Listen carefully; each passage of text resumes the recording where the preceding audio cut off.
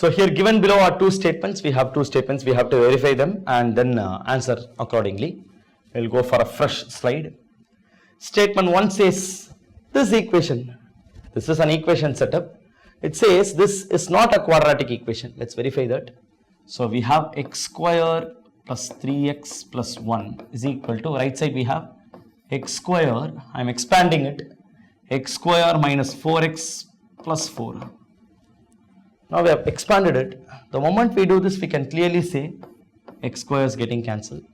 That means we are now ending up with a linear equation. This is no more quadratic. Now it became a linear equation. That means statement 1 is absolutely true.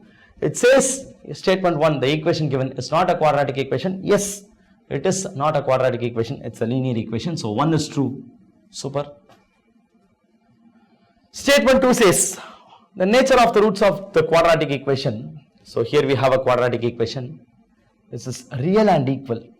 So it's given real and equal. So we have this like x square. This is statement 1. This is statement 2. We'll write it separately. X square plus 2x root 3 plus 3 equal to 0.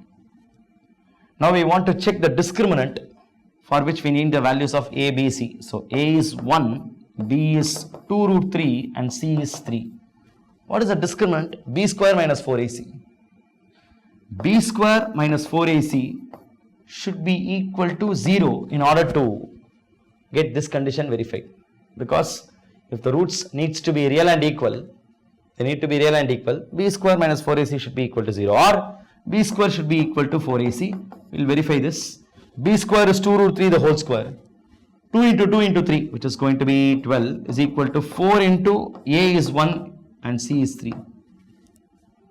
Yes, 12 is equal to 4 3s are 12. It's verified. That means second one is also true.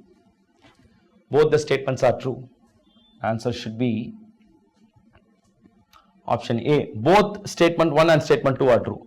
Option A should be the right answer. We'll check this. Yeah, option A is the right answer.